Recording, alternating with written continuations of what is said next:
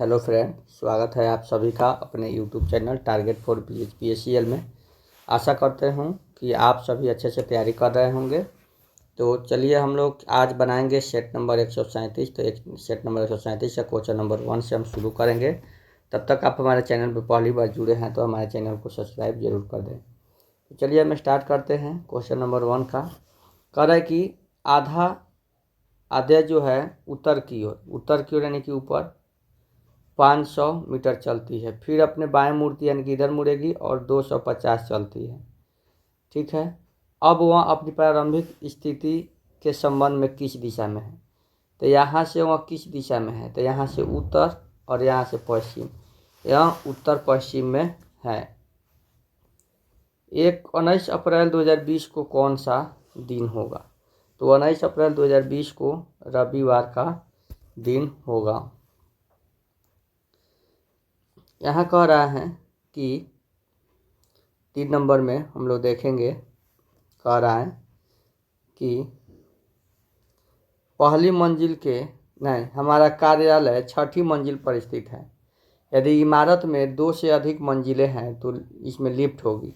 पहली मंजिल से अंत तक प्रत्येक मंजिल तक लिफ्ट द्वारा पहुंचा जा सकता है। सही है, ये सही है। 5वीं मंजिल पर लिफ्ट नहीं, यही नहीं, 1 नंबर सही है। ऑप्शन नंबर ए जो है सही है। यहाँ पे कह रहा है कि कथन कह रहा है कि नैना माही से पेन मांगती है। नैना जो है माही से पेन मांगती है। क्वेश्चन कह रहा है कि नैना के पास पेन नहीं है। सही है, पेन नहीं है तभी तो मांग रही है। नैना कुछ लिखना चाहती है तभी तो पेन मांग रही है। इसीलिए इसका आंसर हो जाएगा ऑप्शन नंबर ए, दोनों सही है।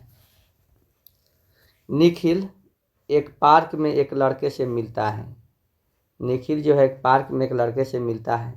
वह लड़का निखिल की पहचान लड़का जो है निखिल की पहचान अपने पिता के छोटे भाई के रूप में करता है। तो निखिल उस लड़के से किस प्रकार संबंधित है? तो निखिल उस लड़के का अंकल हो जाएगा। इस श्रृंखला में अगला पद क्या होगा? इस श्रृंखला में अगला पद देखिएगा, 24 है, 23 है तो 22 यानी कि भी होगा। 3 3 6 3 9 3 12 एल होगा। 3 3 12 होगा। VL 12 देखते हैं VL 12 किस ऑप्शन में है। तो देखिए VL 12 जो है आपका ऑप्शन नंबर बी में स्थित है। 7 में देखिएगा, 7 इस श्रृंखला में क्या होगा? तो देखिएगा 12 है, 24 है, 36 है, तो यहाँ क्या होना चाहिए? 48 होना चाहिए। तो 48 सब में है। 1 और 2 3 है, 3 और 2 5 है, 2 7 है यानी कि जी होना चाहिए। तो जी अब देखेंगे किस में है, तो ये जो है हमारा ऑप्शन नंबर बी जो है इसका सही होगा। दी गई श्रृंखला में अगली संख्या क्या होगा? तो देखिएगा 3 6 12 24 48 दुगुना बढ़ रहा है तो ये हो जाएगा आपका 96। क्या हो जाएगा? 96। रिक्त स्थानों के क्रमगत रूप से भरने के लिए अब यहाँ पे चिन्ह का प्रयोग करना है। 16 कैसे आएगा? 16 जो है ये कैसे आएगा? तो देखिए यहाँ पे हम करेंगे गुना, यहाँ पे हम लोग करेंगे भागा और यहाँ पे करेंगे प्लस। तो गुना करेंगे यानी कि 4 गुना 9 भागा 3 प्लस 4, तो ये हो जाएगा 3 कट जाएगा, 4 12, 12 प्लस 4 16। तो गुना भागा प्लस कितने? गुना भागा प्लस यानी कि ऑप्शन नंबर सी जो है हमारा आंसर हो जाएगा। 10 में कह रहा है कि इसमें से छांटना है अलग। तो इसमें से अलग क्या छट जाएगा? तो इसमें से अलग जो छट जाएगा आपका ऑप्शन नंबर बी, ये ए जो है सबसे अलग है, तो ये जो है हमारा डी छट जाएगा। अब आता है 11 में। 11 में कह रहा है कि छैल छबीला सब रंग में रंगीला, बड़ा चित का अडीला, कहू देव तो में न्यारा है, पंक्तियों की रचना करने वाले कौन हैं? तो ये है ताज बीबी। पंक्ति किसने किया है? तो ताज बीबी ने। किताब में हमेशा क्या होता है? तो किताब में हमेशा पृष्ठ रहता है। निम्न में कौन सा शब्द तद्भव है? तो निम्न में कौन सा शब्द तद्भव है? तो जीभ जो है तद्भव है। रेशम का संधि विच्छेद क्या होगा? तो रेशम का संधि विच्छेद क्या होगा? तो ये ऑप्शन में हम देखेंगे। रेशम का संधि विच्छेद जो है रमा जोड़ ईश होगा। रमा जो रेशम है कि रमेश है? सॉरी, रमेश है। रमेश है। रमेश का संधि विच्छेद क्या हो जाएगा? रमा जोड़ ईश होगा। उर्दू में मुहावरे को क्या कहते हैं मेरे प्यारे साथियों? तो उर्दू में मुहावरे को मुहाबीरा कहते हैं। मुहाबीरा कहते हैं। आलोक का विलोम शब्द क्या होगा? तो आलोक का विलोम शब्द जो होगा अंधकार होगा। क्या होगा? अंधकार होगा मेरे प्यारे दोस्तों। शुद्ध शब्द का चयन इसमें करना है। तो शुद्ध शब्द देखिएगा, श्रीमान गलत है, अपार गलत है, बेनशियता गलत है, यानी कि सृष्टि जो है हमारा सही है। 18 में क्या कह रहा है कि निम्नलिखित में से कौन सा शब्द गणेश का पर्यायवाची नहीं है? तो गणेश का पर्यायवाची गजवदन है, ये है, एक दंत है, ये है, भवानी नंदन है, ये है, दशानंद नहीं है, दशानंद रावण से संबंधित है।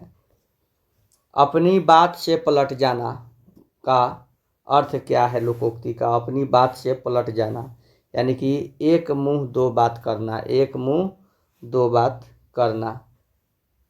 शिष्टता में कौन सा प्रत्यय है? तो शिष्टता में जो है आपका ता प्रत्यय है। कौन सा प्रत्यय है? ता प्रत्यय। कंप्यूटर सिस्टम में एक एप्लीकेशन से दूसरे एप्लीकेशन में डेटा ट्रांसफ़र को क्या कहते हैं? तो इसमें कहते हैं dynamic data exchange. Dynamic data exchange, ठीक है, dynamic data exchange. Windows 10 operating system के कंट्रोल पैनल में निम्नलिखित में से किस माउस विकल्प का इस्तेमाल हॉरिजॉन्टल और वर्टिकल स्क्रॉलिंग को करने के लिए किया जाता है? तो व्हील का, जो माउस में व्हील लगा हुआ रहता है उसी का। यहाँ पे दिया हुआ है निम्नलिखित एक्सेल सूत्र का मान क्या होगा? तो इसका मान जो हो जाएगा 71 हो जाएगा।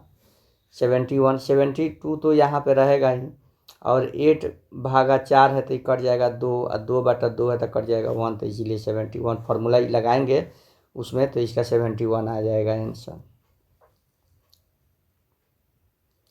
माइक्रोसॉफ्ट वर्ड में किस टूल्स से दिए गए शब्द के लिए पर्यायवाची शब्द देखते हैं? किस टूल्स से? तो ये होता है थेरेसिस टूल्स से। निम्नलिखित में से कौन सा शॉर्टकट एमएस वर्ड में नया ब्लैंक डॉक्यूमेंट विंडो खोलता है? तो ये Ctrl+N। निम्नलिखित में से कौन सार्वजनिक नेटवर्क में एक निजी नेटवर्क का विस्तार करता है? तो वह है option number B, virtual private network. निम्नलिखित विकल्पों में से उनकी डेटा संसाधन क्षमताओं के आधार पर आरोही क्रम में व्यवस्थित करें। मैन फ्रेम, मिनी कंप्यूटर और माइक्रो कंप्यूटर। तो इसको व्यवस्थित करना है तो ये हो जाएगा आपका mini computer, micro computer, mini computer on main frame, यानी कि ऑप्शन नंबर बी जो हो जाएगा हमारा माइक्रो कंप्यूटर, मिनी कंप्यूटर और मेन फ्रेम कंप्यूटर। निम्नलिखित में से कौन CMS वर्ड सुविधा का उपयोग एक दस्तावेज बनाने और उसे कई लोगों को भेजने के लिए किया जाता है? तो ये होता है ब्रेक। क्या होता है? ब्रेक। निम्न में से कौन सा एक नेटवर्क कार्ड है जो किसी कंप्यूटर के अंदर इंस्टॉल है जो इसे नेटवर्क से कनेक्ट करने में सक्षम बनाता है? तो वह है ऑप्शन नंबर बी, लैन कार्ड। लैन कार्ड। कह रहा है कि 30 में निम्नलिखित में सबसे तेज और सबसे बड़ा और सबसे महंगा कंप्यूटर कौन सा है? तो वह है सुपर कंप्यूटर। मदरबोर्ड का दूसरा नाम क्या है? तो मदरबोर्ड का दूसरा नाम है सिस्टम बोर्ड। मदरबोर्ड का दूसरा नाम सिस्टम बोर्ड है। निम्न में कौन कंप्यूटर की भाषा नहीं है? तो कंप्यूटर की भाषा कौन नहीं है? तो ये है आपका रोम। रोम जो है कंप्यूटर की भाषा नहीं है, ये स्टोरेज है। सुपर कंप्यूटर मैजिक क्यूब किस देश ने बनाया था? सुपर कंप्यूटर का जो मैजिक क्यूब है उसे किसने बनाया था? तो ये चाइना ने इसे बनाया था। कोडेक संबंधित है, कोडेक किससे संबंधित है? तो ये कोडर डिकोडर से। कोडेक किससे संबंधित है? तो कोडर और डिकोडर से संबंधित है। डाटा प्रोसेसिंग में एसएपी का संक्षिप्त नाम क्या है? तो डाटा प्रोसेसिंग में एसएपी का संक्षिप्त नाम है सिस्टम अनुप्रयोग उत्पाद। भारत में निम्नलिखित में कौन सी अवधि को जनसंख्या विस्फोट की अवधि कहा जाता है? तो उस समय जनसंख्या विस्फोट हुआ था 1951 से 1981 के बीच में। यह कवक सेलुलोज, लिग्निन और प्रोटीन का विघटन करता है, जिसे कई जीवों द्वारा उपयोग किया जाने वाला अति आवश्यक कार्बन मुक्त होता है। उस कवक या फंगी की श्रेणी की पहचान कीजिए। तो उसमें होता है आपका ऑप्शन नंबर बी, मृतजीवी सेप्रोफाइट। जवाहरलाल नेहरू के शब्दों में निम्नलिखित में से किसको सरकार का सबसे महत्वपूर्ण व्यक्ति के नाम से जाना जाता है? तो यह है प्रधानमंत्री। प्रधानमंत्री। Doctor B R. अम्बेडकर ने किस मौलिक अधिकार को भारतीय संविधान के हृदय और आत्मा के रूप में व्यक्त किया है? तो हृदय और आत्मा संवैधानिक उपचारों का अधिकार। ईस्ट इंडिया कंपनी के शासन के तहत किस वर्ष हिंदू विधवा विवाह पुनर्अधिनियम को अधिनियमित किया गया था? तो ये किया गया था 1856 को। अब 41 देखेंगे, क्वेश्चन नंबर 41 में क्या कह रहा है कि एंजाइम लाइपेज का कार्य क्या है? तो इसका कार्य है वसा को वसीय अम्ल और ग्लिसरीन के प्रेरित करता है। जनगणना 2000 वर्ष 11 और 0 से 6 वर्ष के आयु वर्ग के सबसे कम लिंग अनुपात भारत के किस राज्य ने दर्ज किया है? तो ये किया है ऑप्शन नंबर ए, हरियाणा ने। बंगाल में दोहरी शासन प्रणाली की शुरुआत किसने की थी? तो इसमें दोहरी शासन प्रणाली जो है रॉबर्ट क्लाइव ने की थी। हाल ही में जूथित सुमिनावा तुलुका किस देश की पहली महिला प्रधानमंत्री नियुक्त हुई है? तो ये हुई है आपकी ऑप्शन नंबर ए, कांगो की हुई। आगे देखेंगे प्यारे साथियों, हाल ही में चीन ने किस प्रदेश में 30 स्थानों के नाम बदले हैं? तो ये जो है आपका अरुणाचल प्रदेश के। यहाँ पे कह रहा है कि इसका सुटेबल वर्ड बताना है। Exclusively concerned with the mineral detail और रूल्स। तो इसका हो जाएगा आपका पेडेंटिक। क्या हो जाएगा? पेडेंटिक। यहाँ पे कह रहा है इसका ही बताना है वहीं। The dog bark at the thief when he had jumped over the fence. तो इसका हो जाएगा द डॉग बार्क्स हो जाएगा। Choose the meaning. The examiner examined his report with a time a fine toothed comb before giving him the grade. तो इसका क्या हो जाएगा? तो इसका हो जाएगा एब्सोल्यूट केयर। सिनोनिम्स छांटना है विलफुल का। विलफुल का सिनोनिम्स जो होता है आपका ये हो जाएगा option number A, stubborn. Identify the antonyms of the word reserve का हो जाएगा इंडेंसिसिवेंसेस हो जाएगा। अब आता है ट्रेड सेक्शन में हम लोग देखेंगे कि कह रहा है कि एक उत्पाद केंद्र की अधिकतम मांग 25 मेगावाट है और उत्पादन केंद्र का औसत भार 15 मेगावाट है, तो इसका भार गुणांक कितना होगा? तो इसका भार गुणांक जो होगा 0.6 होगा, यानी कि 15/25 कटा देंगे तो 0.6 हो जाएगा। निम्नलिखित में कौन सी तकनीक का उपयोग आमतौर पर 3 कला प्रेरण मोटर की चाल नियंत्रण में किया जाता है? तो ये हो जाएगा ऑप्शन नंबर बी, परिवर्तनीय आवृत्ति नियंत्रण। भार गुणक को किसके रूप में परिभाषित किया जाता है? भार गुणक को किसी विशेष समय अवधि में शीर्ष भार से विभाजित किया जाने वाले औसत भार पर।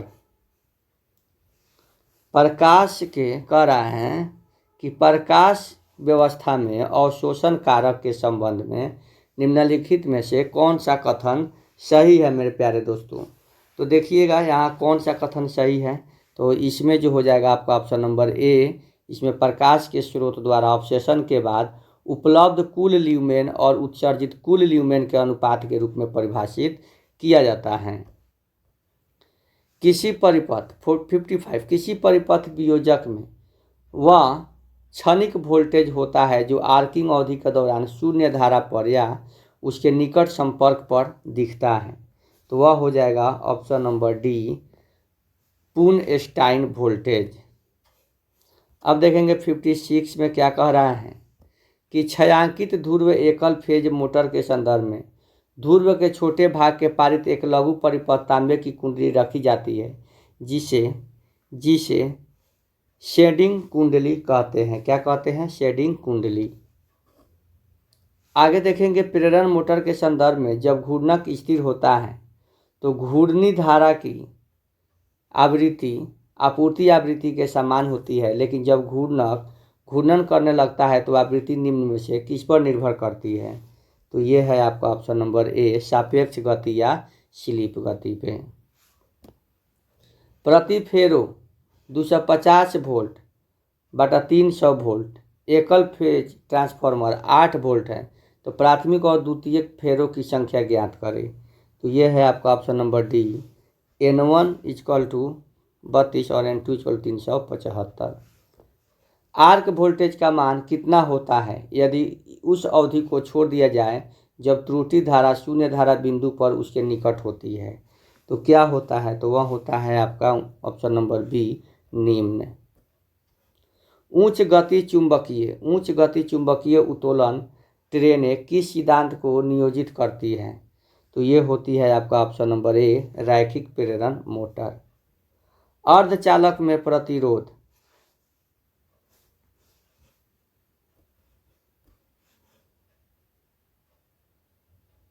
60 का क्या होगा? 60 का उच्च गति में उत्तोलन ट्रेनें, तो ये रैखिक प्रेरण मोटर हो जाएगा, रैखिक प्रेरण मोटर।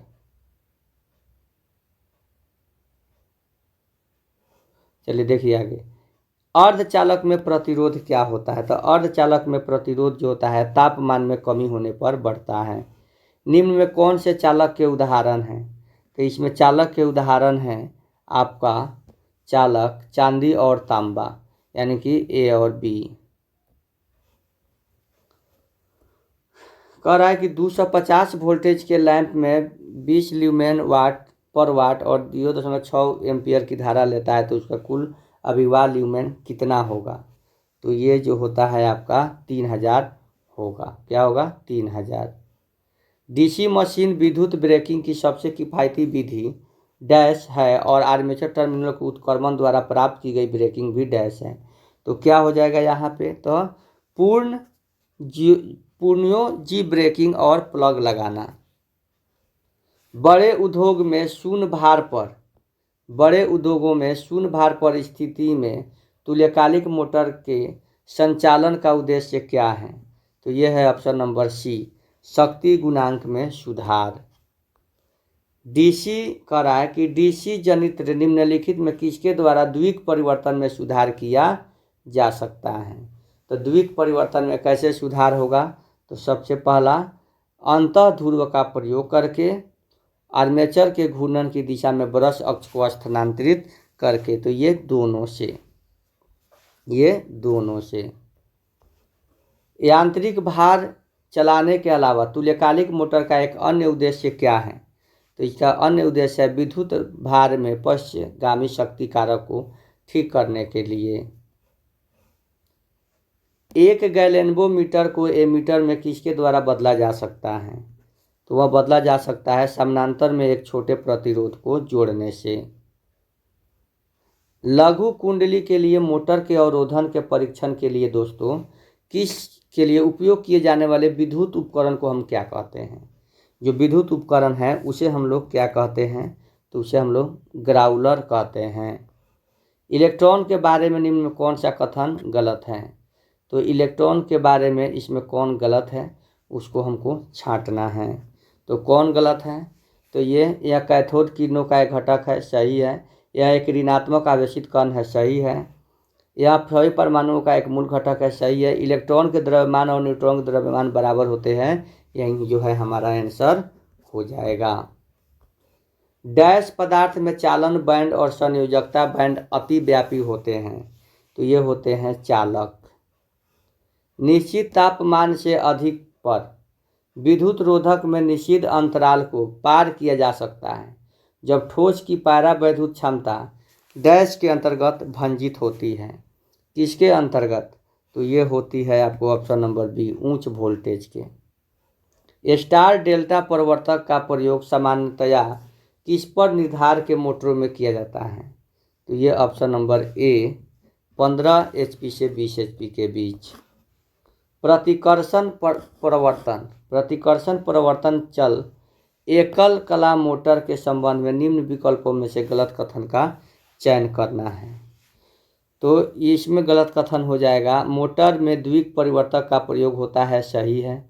एक घूर्णक जो तार कुंडली डीसी आर्मेचर के समान होता है, ये भी सही है। एक अपकेंद्रीय टर्न मोटर जो पूर्ण गति के लगभग 75% तक पहुंचने पर द्विक परिवर्तन सलाव को पूरे रास्ते में लघुपथन कर देता है, ये भी सही है। 2 स्टेटर कुंडली परिवर्तन चालन कुंडली होता है, ये गलत है, तो ये गलत है। यहाँ पे कह रहा है 65 का आप देखेंगे यहाँ पे, तो यहाँ पे क्वेश्चन आप देख लीजिए क्या होगा, और हम देखते हैं इसका। तो इसका जो होगा आंसर आपका ऑप्शन नंबर बी हो जाएगा।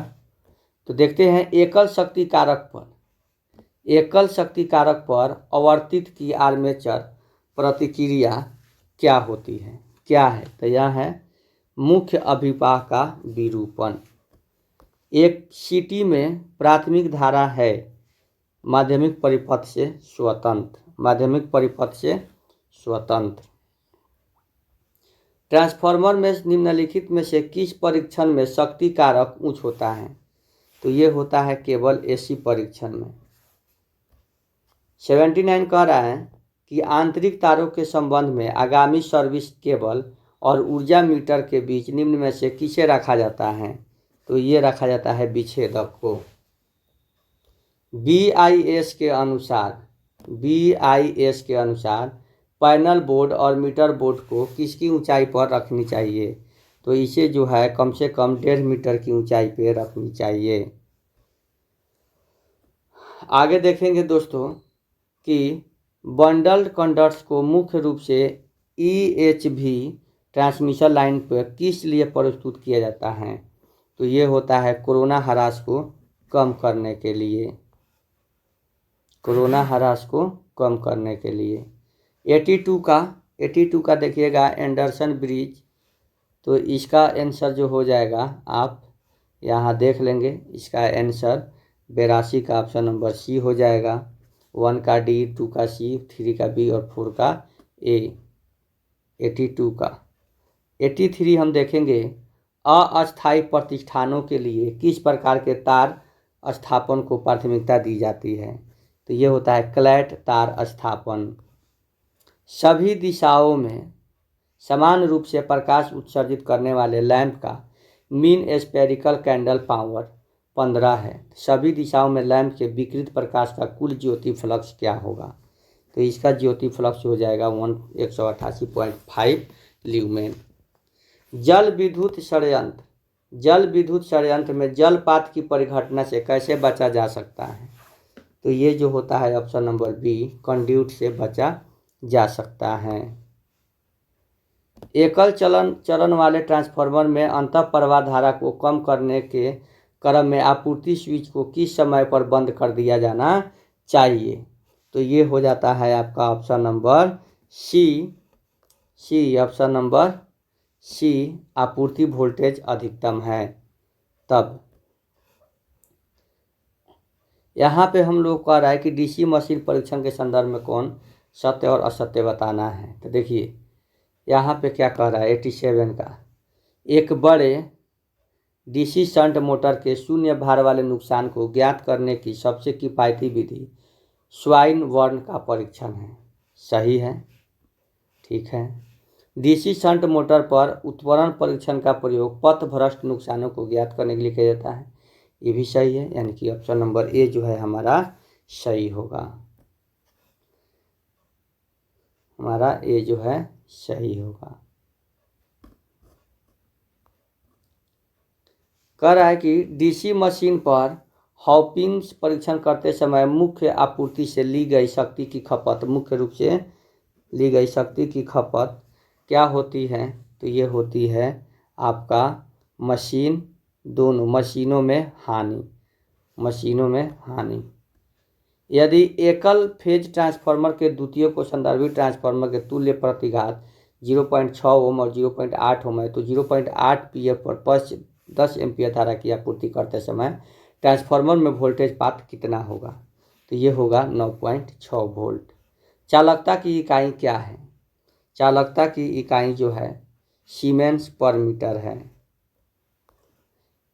निम्न परिपथ किसे दर्शाता है? तो यह परिपथ जो है आपका 92 का यह किसे दर्शाता है? तो यह धारा ट्रांसफार्मर को दर्शाता है। लेड और आवृत तार स्थापन निम्नलिखित में से किस तार प्रणाली की श्रेणी में आती है? तो यह है बैटन तार स्थापन की प्रणाली में आती है। पाइप भू संकर्पण के लिए निम्नलिखित में से किस पदार्थ का आवश्यकता होती है? तो ये होता है ऑप्शन नंबर बी, किस पदार्थ की आवश्यकता नहीं होती है? तो ये होता है इसके प्लेट का। तीन फेज प्रेरण